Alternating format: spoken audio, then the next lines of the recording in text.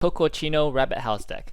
Now this deck is arguably the strongest deck that you can play in rabbits right now, so I definitely wanted to give a quick profile for it just so you guys have something to go off of with your own deck building or your own testing.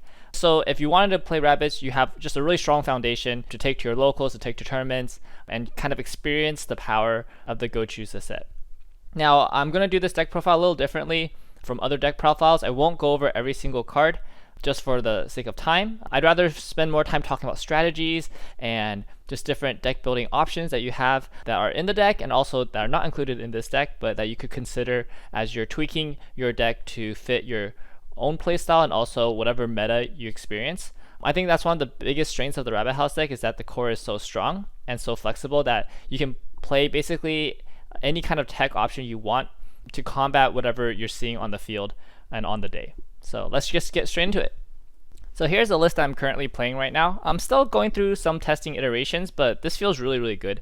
Before we talk about specific cards in the list, let's talk about this deck in broad strokes. Gochiusa is a finisher based deck, which means that you're trying to end the game the first turn you hit level 3 by playing all your finishers, the Gochiusa level 3 combo, and going for game lethal right there. Gochiusa has an extremely powerful kill turn, being able to do 3-1-1 on all 3 lanes, and also destroying whatever board your opponent might have set up, because it swings for something like 18k power or something like that, 19 with back row or something. Yeah, it's really crazy. So it's one of the strongest finishers in the game out right now. It's very consistent, only loses to basically anti-burn and damage scry. If your opponent somehow managed to set that up, I guess that kind of sucks, but not many people are running anti-scry or damage scry currently. So Gochiusa endgame turn, fantastic. That's kind of the focus of this deck, and that means you want to get into your level 3 turn with a lot of stock. Gochiusa is pretty stock and hand intensive, requiring you to pay 2 and ditch 2 for the burn effect. So you need to find a way to generate a lot of stock without losing hand advantage throughout the course of the game. Which means that at any given point in the early game, early to mid game, if there's an option for you not to use stock, you should use that option, right? So that doesn't mean, leaving your deck in a bad deck state or not trying to get cards to your hand or get hand advantage or stuff like that, but it means that, let's say if you're trying to mill 4 cards and your 2 options are either brainstorm or some kind of other way to mill 4. Generally speaking, in order to generate stock and preserve your stock, you want to use those other options to mill rather than a brainstorm, which is why in this deck we see so much costless mill, especially at level 0. So we have 4 copies of the Rize, which is basically the reason why you want to play Rabbit House in the first place. Top check 3 for any Rabbit House added to your hand and then discard a card. We have On Death Churi for level 1 or higher, or also known as Fukajiro, the effect. Mill 4, this is a mill 2 with experience 3, and then the Mocha Klinka also mills 2 on play. So many cards at level 0 help you mill for free, which means that we don't have to crutch or rely on our brainstorms as much for milling. We still want to use our brainstorms to plus in hand advantage, but we don't want to use it to mill. We want to use our other cards to mill, and that helps us generate and retain that stock advantage. Mocha is also a great way to get stock because she allows us to play aggressively at level 0 by playing cards that otherwise would die on our opponent's turn, being able to save them to back row, so we can generate extra attacks at 0 without losing advantage. We do take a little bit of extra damage, but it's okay because it's level 0, so it's usually pretty good. Yeah, so I guess that's like broad strokes. That's how you play a finisher based deck. At every given juncture, you have to think, if I'm using stock right now, I better get something really good out of it. Like I either I have to like hard remove something from my opponent's board that otherwise I'm just not going to be able to play the game, or I need to like pay out stock to pay out a climax or something like that. But you don't want to use stock for effects that otherwise you would have had normally, right? Like you don't want to just like drop salvage for just a playable. That's not good enough, right? You want to drop salvage for a combo piece so that you can climax combo to get additional cards. You always want to make your stock count, otherwise you're not going to hit level 3 with a comfortable amount of stock to go into your finishing combo. Next, let's talk about some of the big changes that we've added to this deck that makes it play pretty different from older variations of Gochiusa decks, and that is the 1-0 Kokoa and the 0-0 Kokoa back row. The 1-0 Kokoa is not really too complicated. When you play a climax and it gets to reverse, you get a blind stock, and we get to use that blind stock to allow us to get extra brainstorms in so that we're not losing too much advantage, or it just helps us get the stock we need for Gochiusa endgame. And it's pretty simple to use. However, this card is what I think really makes this deck so much more consistent than before. And that's because on your final turn, you're not usually looking to brainstorm, because usually you'll have enough hand, you're not gonna have enough stock. And what this is on your final turn, you just tap this and your final turn costs 1 less stock. And that's super crazy. It means you can go into level 3 with only 9 stock, and then tap this, and then you have your Gochiusa turn, triple Gochiusa. And during the mid game, at any given point, if you're not going to brainstorm, you can consider using this effect, tapping it to get the extra stock on one of your reverse targets. Even if you are brainstorming, there's also a situation if you have too many cards in your hand. Let's say, yeah, you're going to end the turn with 7 or 8 cards in your hand. If you're going to end the turn with 7 cards in your hand and you're compressed, you think you might trigger a climax, then you can also do this play. You play one of your utility characters into the front row, tap the utility character and this card to give one of your other characters the blind stock, then play over it. So now you're back down to 6 or 7 cards, and then at the end of your turn, you'll be at 7 full hand, and you'd have given this stock. So that's in situations or game states where you feel like you're going to trigger a lot, or you're already like winning a lot and you have a lot of hand advantage. You can convert that into stock pretty easily. So this card is just honestly just such a solid card. Really changes the way this deck plays. I think before you just have to scramble to get stock. It's really difficult, but now with this card, it's so easy to get stock. Definitely huge addition to this deck and makes this deck really playable. Another thing I would like to bring attention to with this card, the addition of this card and the brainstorm, the Rabbit House Brainstorm, means that your 1/0 chinos in front of this, one of them will be 6k power on defense and the other one will be 6/5. And 6/5 power on defense with a 2k counter backing it up basically survives almost every level 1 combo without pump in the game. Most level 1 combos, even the really good ones, are hitting for at most 8k power. So having the counter basically allows you to preserve that lane. And if you're winning that lane, then that means you can use the Chino to win a different lane, and then you have a free lane to either play like a Rize or some of your other utility cards, thus making it so that you don't have to dig for other cards to try to like win your opponent's lane or something like that. So that's actually why we played 2 copies of the 1/0 counter. It's a great search target for your 1/0 combo to keep your combo on the board. It just adds a lot of pressure, also helps protect your 3/2 early plays because your 3/2 early plays are also pretty big. Yeah, and it just extends your level 1 game a lot more. As you can see in this deck, we're actually just running 1 level 2 card. So we just want to kind of keep playing our level 1s and extending that gameplay as much as possible, and the counters come in really handy for that. Yeah, it just makes it so your opponent has difficulty reversing your board. You can even like counter a clean cut if your opponent's not aware and then try to save both lanes. There's a lot of cool plays you can do. I think counter really enables a lot. That's why I'm running it at 2. Speaking of low level 2 numbers, this deck has plays 1 level 2, but also not very many level 3s, and because of that, our soul trigger count is quite low for a modern deck. Most modern decks, I would say, are hitting above 16 soul triggers. We only have 14 soul triggers, and that's including the 4 climax soul triggers.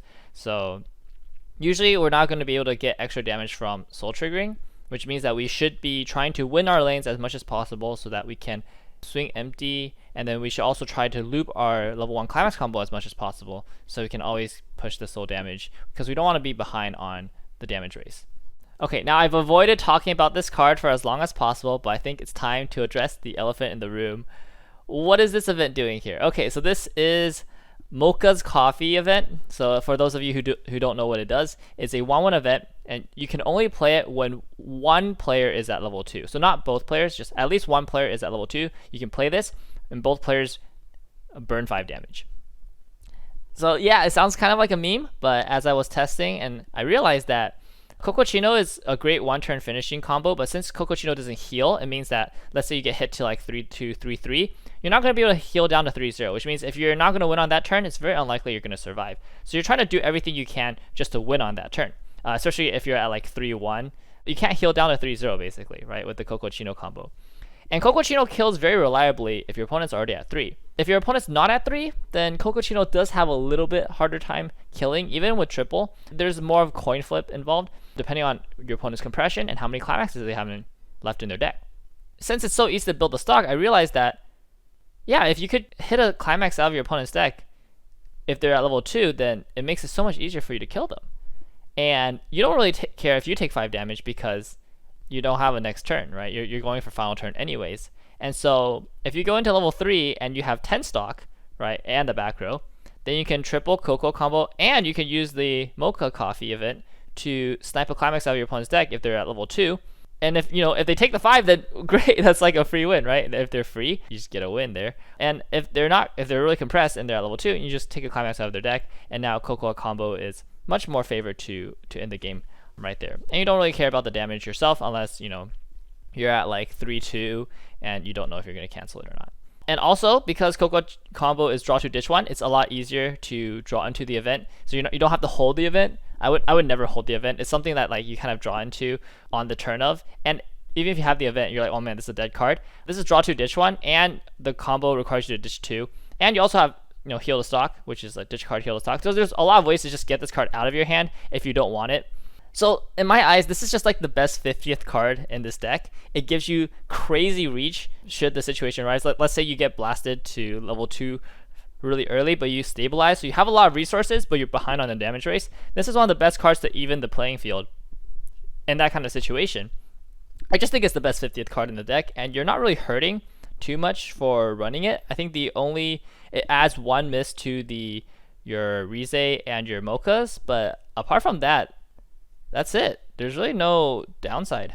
You can get it even with the level 1 or higher Churi, so that's why I'm running it. I'm testing it.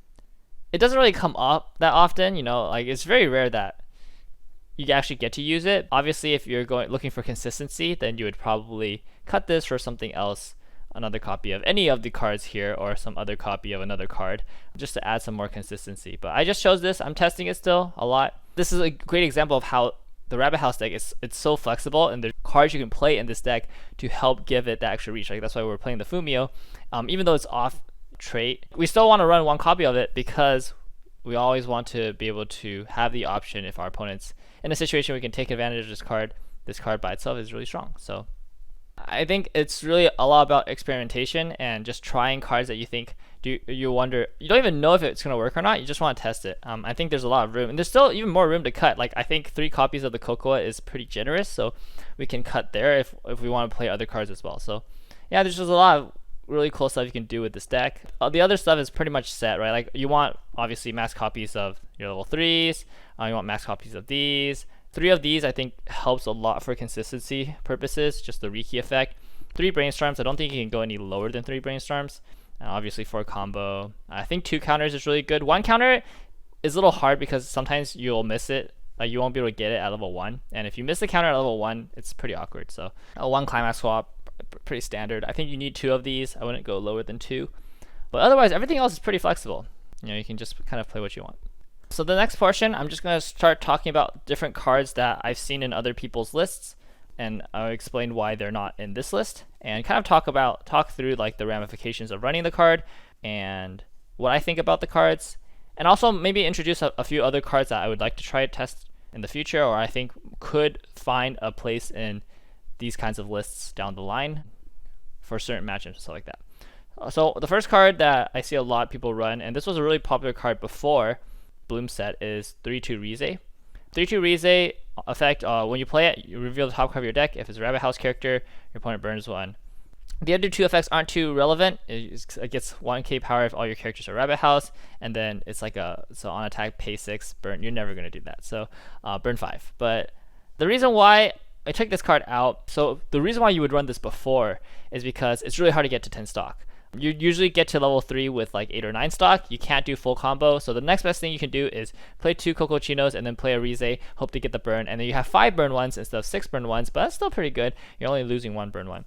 The problem now is that we have a lot more misses for this effect, right? So we have, before it was just the climaxes, but now we have the Fumio, now we have the Mochas, and depending on what else you want to run, that could be more misses. And the thing with this effect is if you miss, it just feels so bad. You just played a card, you just paid 2 stock to do nothing, right? Absolutely nothing. And it feels really bad. Especially in this deck, now that we have early play healers, like if you're a 3-1 and you don't have 10 stock, I would just play 2 Cocochinos and then heal, right? That's just heal down to 3-0 and then use my combo turn. And if their opponent's not dead, I actually might not be dead. I'm at 3-0, and I don't want to commit to this card anymore, right? There's other better cards to play, or I play 2 Cocochinos and the Fumio.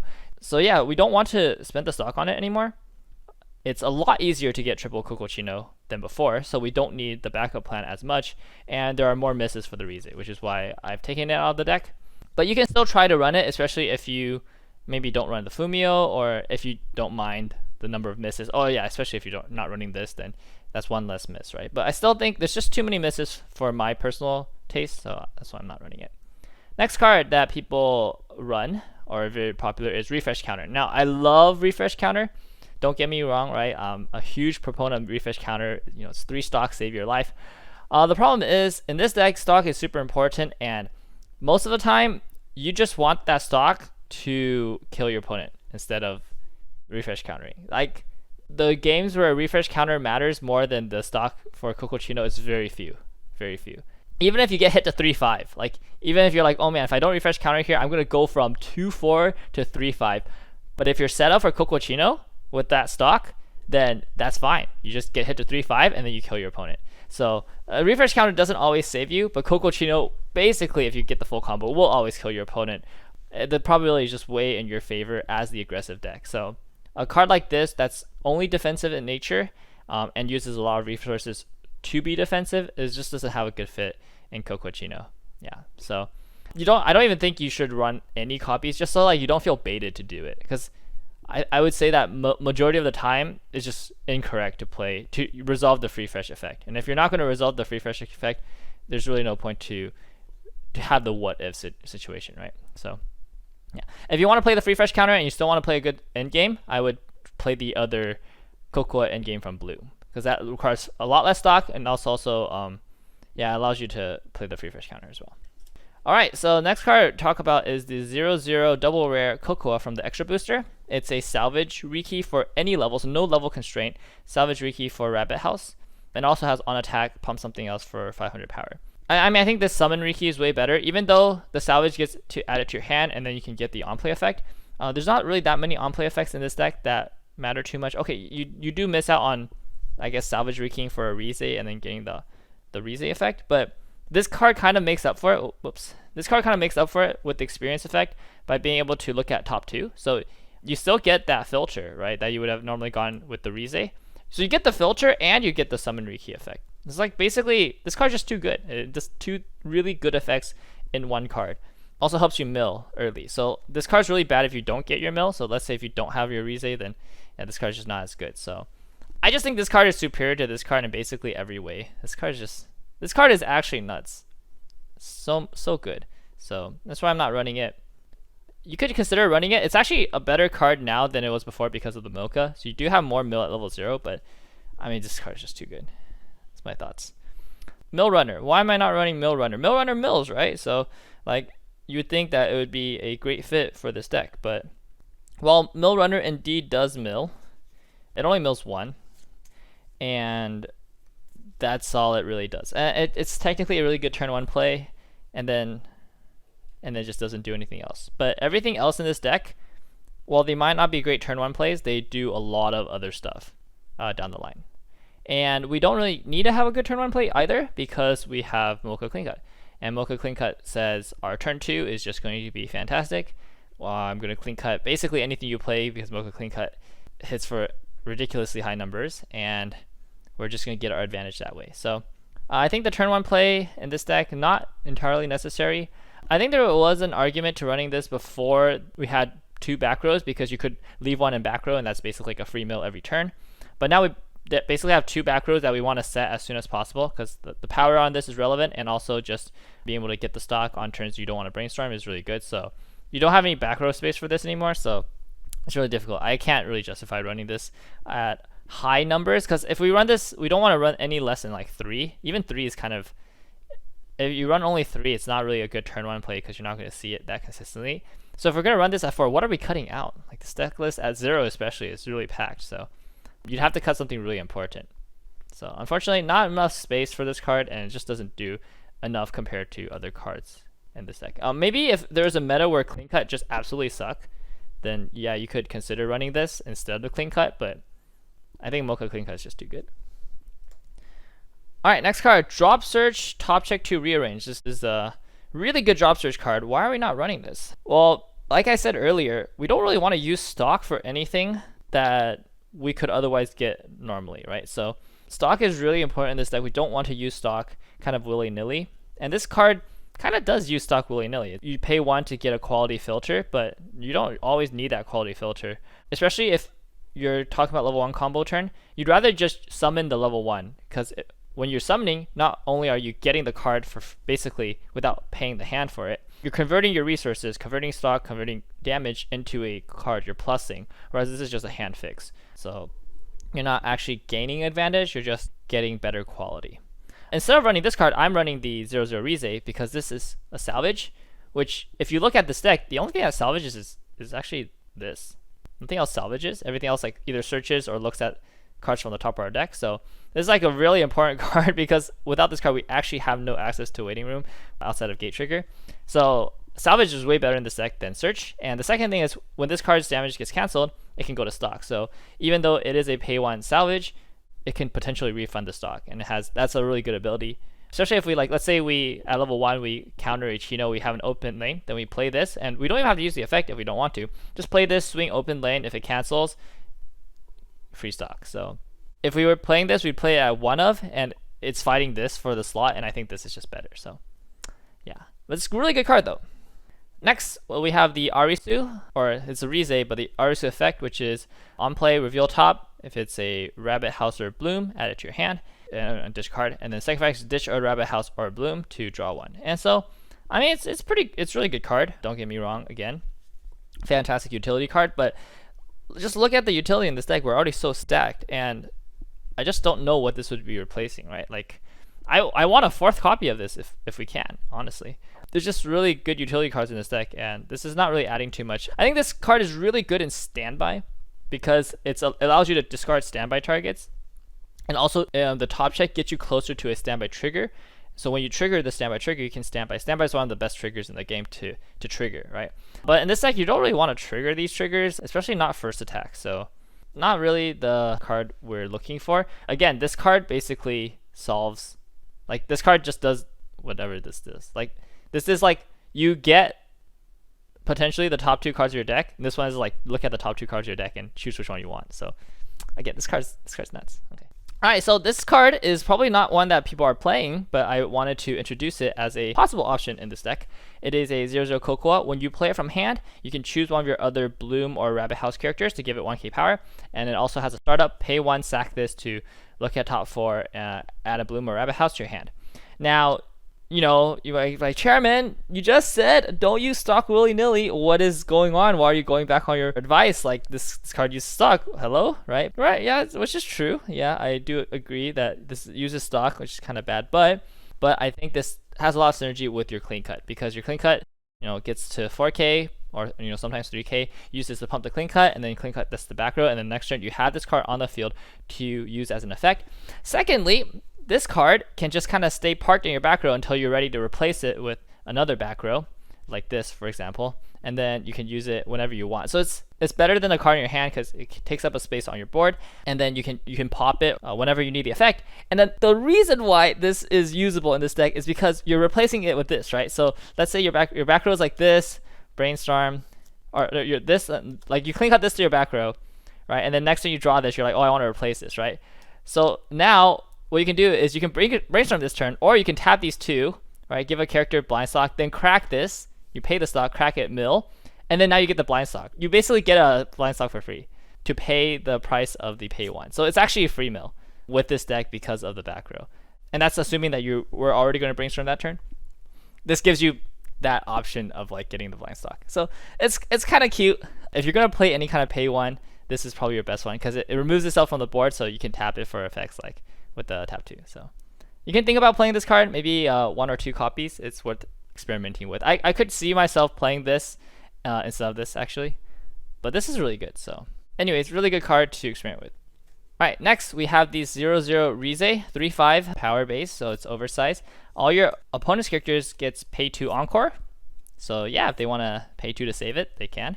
And when you play this from hand, you can choose 1 card in your hand and put it to stock. So this is another way to get stock by converting cards from hand into stock. So let's say you have too many cards in hand, you can use this to help get stock. It's also a great turn 1. It's actually just a great level 0 play. It's a 3/5 beater. As you can see, all our cards are pretty weak on defense at level 0, but this card's actually pretty big, especially when backed with the brainstorm and the 500 support. It actually can just basically wall up at level 0. I think this card has a lot of potential. Problem again is space. I can't really justify myself running more than like 1 or 2 copies of this card, but if I only run that many copies, it's not really that good as a wall because I'm not going to consistently get it at level 0. And I just think the stock issue is basically solved by this card and the Cocoa, so I don't think we need extra stock, but it's something that you could consider trying out. I do think it's a good card worth testing.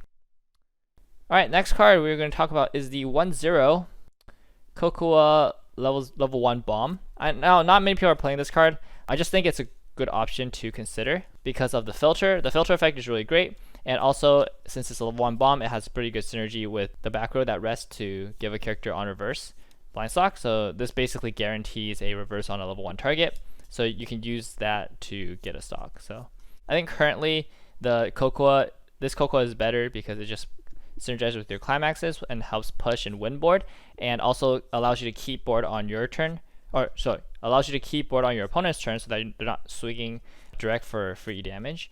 But I can see in some metas if like walling at level 1 becomes more popular, which is not right now, but if it gets more popular and we need options to remove level 1 walls, then this could be a good option. Right now it's mostly standby, so yeah, this would not work very well against standby. Alright, the next 2 cards I'm going to show as a set, and they're actually 2 really good cards that I basically play in every other Gochiusa Bloom deck, but I just don't play in this one, and that's the 2/1 Chino and this 2/1, oh, they're both 2/1 Chinos. One's a front row Slayer, so it gets plus power against level 3s, and the other one's a back row assist 2k to level 3s. And they both have a secondary effect that's really good, except it's gated by experience 5. And that's the reason why I don't run this card, because experience 5 is so hard to get in this deck. You get experience 3 really easy by just leveling your early play. You always level early play to get experience for the 0/0 Summon Riki. But then, what are you going to level for experience 5? Are you going to level a Coco Chino? You don't want to level a Coco Chino because you only run 4 and you want to play 3. So how in the world are you going to get that experience? And we don't want to run that many level 3s because again, other level 3s that are not Coco Chino are just waste of space, because at level 3 I'm going to play 3 Coco Chino and win the game. So if I run other level 3s, they're not useful at level 3 for the most part. There's really no secondary game plan for this deck because all the stock is going to Coco Chino. So you don't want to level Coco Chino for experience, so you're just not going to get experience 5. It's just really, really hard to get experience 5 at level 2, which is why these cards, they're good, really good if you can get experience 5, but you just can't get experience 5. So yeah, that's why instead of this card, I'm running this 2/1. So it's basically the exact same card, except this one doesn't have a second effect. So it's just 13/5 power when it attacks level 3. This one is a 13/5 power, and it has hand encore when it attacks level 3. And the hand encore is really good. Actually, it would be really, really good in this deck. But again, experience 5 is just way too hard to get. I just don't think it's worth it. I actually don't have a replacement for this card, and I cut it out. I was playing another 2/1 assist 2k to level 3s because I actually thought it was good because your Chino is really big. It's 11k on defense, and if you have that in the back row, it's 13k. So I was thinking, yeah, if it's 13k, it's probably gonna live. And then that's just a +1, and then I don't have to spin hand or stock. I get an attacker for another turn. That's pretty good. That's worth the 2/1 back row. But then after playing with this card and being like, wow, this card's so good, I want to prioritize this card because this card's good even at level 1. So I just want this and this in my back row for the entire game. And then I was just like, yeah, if that's the case, I don't really want a 2/1 back row. It's not worth it. So yeah, I just play this, park them in back row for the entire game. So there's no room for the 2/1. I just kind of abandoned that line of playstyle. But if you want to play that way, you can play that way. This is a really great card to protect. Cards are also really, really good.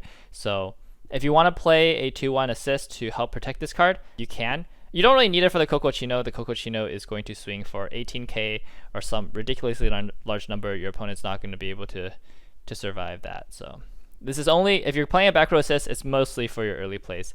And so that's kind of like a hit or miss. Like if you want it, you can have it.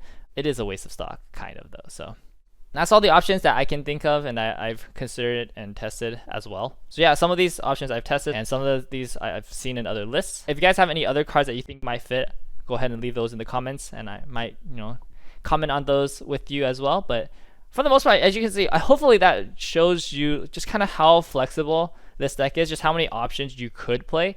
Some, are better than others and some have more, justification than others, but they're all valid options that you can play, that you can grab. Skate's just a freaking great trigger. You can grab whatever you want from your waiting room when you trigger it. So there's just a lot of flexibility in this deck. And that's everything for this video. Hopefully I answered a lot of potential questions that you guys might have about Rabbit House and about how to build this deck. And go ahead and give this list a whirl, make the changes that you feel like is appropriate, and let me know what kind of changes you guys made and what you guys are running. Yeah, I love to see different lists. It's really cool. That's it for this video. Be sure to subscribe for more Gochiusa Bloom content coming up. I have a number of other Gochiusa Bloom deck profiles coming up that will probably be longer than this one because they're more unique. This one's pretty straightforward, so I didn't want to spend too much time on it. So yeah, that's it. This is Chairman signing out. See you guys next time.